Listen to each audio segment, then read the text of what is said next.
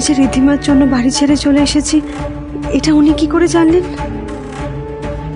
রিধিমা আপনাকে যেভাবে আঘাত করে কথা বলেছে আপনি সেটা সহ্য করতে পারেননি মিস চক্রবর্তী। আলুর অ্যাক্সিডেন্টের জন্য ও আপনাকে দায়ী করেছে, এই কথাটা আপনি সহ্য করতে পারেননি। এই কষ্টে আপনি আমাদের বাড়ি ছেড়ে বেরিয়ে এসেছেন। যাক, তার মানে উনি আসল কারণটা জানেন না। শুধুমাত্র ওর কথায় আপনি ওই বাড়ি ছেড়ে চলে এলেন, আপনি আমাদের কথা একবারও ভাবলেন না। আপনি জানেন আজকে আমি রিধিমাকে কি বলে এসেছি? আমি ওকে বলেছি আমি যদি আজ মিস চক্রবর্তীকে খুঁজে না পাই, মিস চক্রবর্তী যদি এই বাড়িতে আর না ফেরেন, তাহলে আমিও আর ওকে ওই বাড়িতে থাকতে দেব না। She has to behave herself. She has to control her emotions and everything. ও আপনার সাথে আর কোনো রকম অসভ্যতামো করবে না। আর এরপর যদি ওর থেকে আপনি কষ্ট পান, তাহলে আমি ওকে ওই বাড়িতে আর বরদাস্ত করব না। ওর অসুখ বিসুখ আমি কিচ্ছু মানব না। I will not consider her nonsense, কারণ আমার কাছে ওর নয়, আপনার খুশিটা ইম্পর্টেন্ট। আমার লাইফে আপনার খুশির থেকে বেশি ইম্পর্টেন্ট আর কিচ্ছু নেই। রিধিমা তো নয়।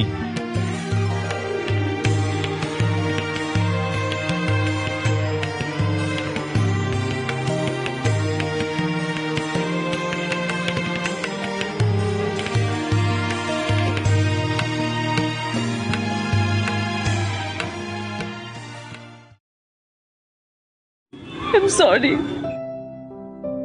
ওর ভুল হয়ে গেছে। আমি সত্যি আপনাকে কষ্ট দিতে চাইনি মিস্টার চৌধুরী। আপনি আর আরো কষ্ট পেলে আমি সেটা সহ্য করতে পারি না। I'm sorry.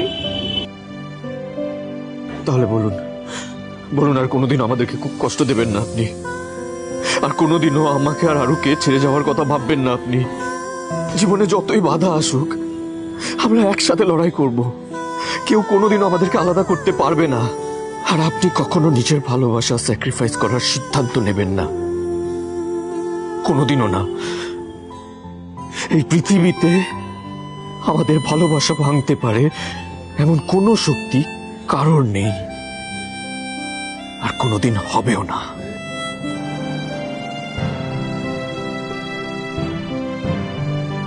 আমি আপনার জীবন সঙ্গিনী হতে পারিনি, কিন্তু বন্ধু হয়ে আমি সারা জীবন আপনার পাশে থাকব।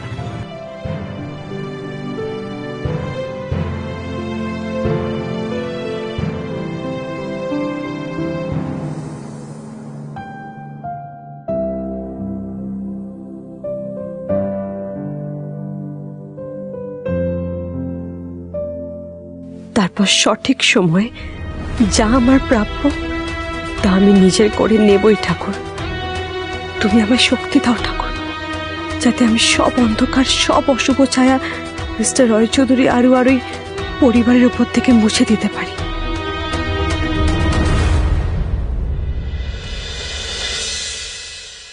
আরোহী,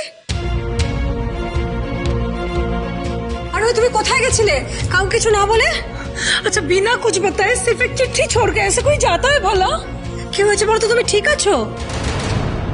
খুব রাগ করেছি, আমি খুব রাগ করেছি তোমার উপরে। তবে রাগের থেকেও বেশি আমি খুব কষ্ট পেয়েছি তোমার আচরণে। আমি এটা তোমার কাছ থেকে আশা করিনি। আর সরি, ভুল করে ফেলেছি আমি। এবারের মতো ক্ষমা করে দিন প্লিজ, আর হবে না। আরোহী, দোস্ত আরো একজন করেছে, সেটাকে ভুল বলা যাবে না।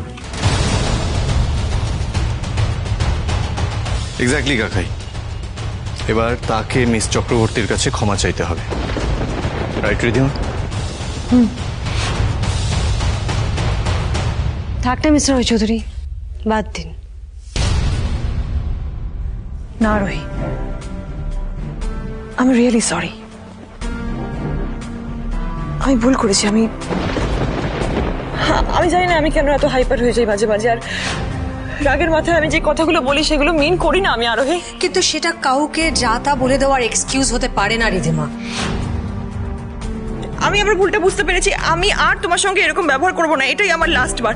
আর তুমি আমাকে একটু একটু ক্ষমা করে দাও প্লিজ প্লিজ আরোহী প্লিজ। না ক্ষমা আমি সবার কাছে চাইছি, আমি সবার কাছে ক্ষমা চাইছি। আমার এটা সত্যি করা উচিত হয়নি।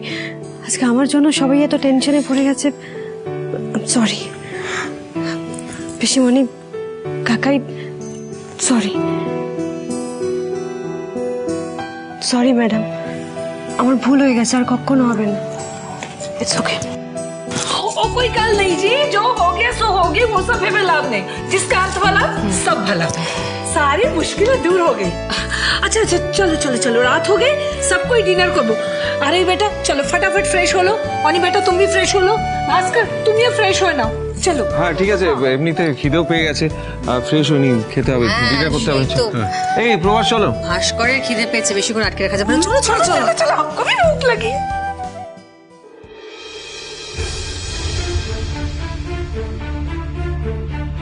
কি বলেছিলাম রিধিমা সেন?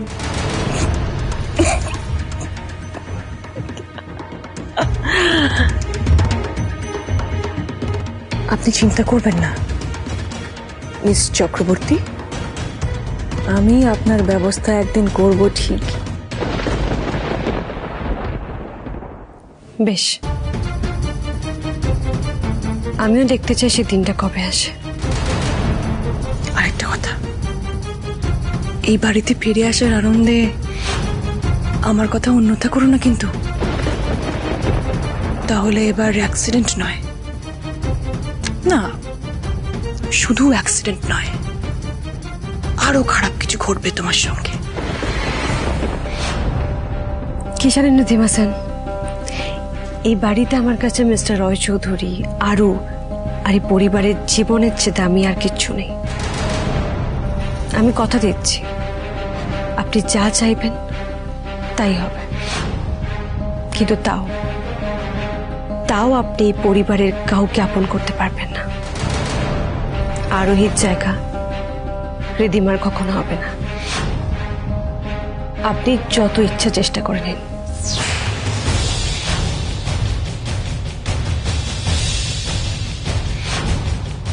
রিধিমা যা চায় তা পেয়ে ছাড়ে, এরপরে দেখোই না আর কি কি হয়।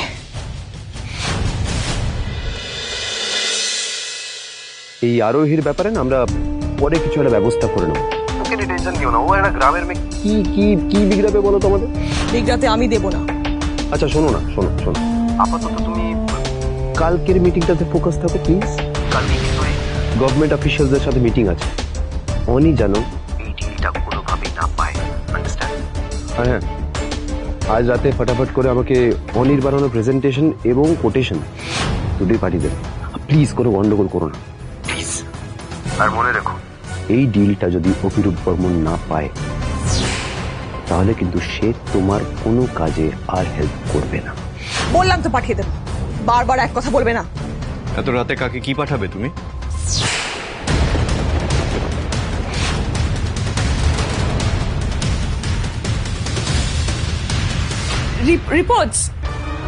রিপোর্টস আমার একজন বান্ধবীর সঙ্গে সোশ্যাল মিডিয়ায় যোগাযোগ হয়েছে, বুঝেছো? ওর হাজবেন্ড গাইনোকোলজিস্ট, ওই জন্য বলছিল যদি হেল্প করতে পারে রিপোর্টস গুলো পাঠাতে। অনি, তুমি আমার উপর আর রেগে নেই তো? আমি এসব নিয়ে এখন আর কথা বলতে চাই না Ridhima. I am really sleepy, ঘুম পাচ্ছে। আচ্ছা শোনো না, আজকে তুমি বরং আরুর ঘরে গিয়ে শুয়ে পড়ো, মানে তোমারও মুড ভালো থাকবে আর আরুরও ভালো লাগবে। এটুকু একটা মেয়ে ব্যথায় ছটফট করছে। এক্স্যাক্টলি, আমিও সেটাই ভাবছিলাম। Good night.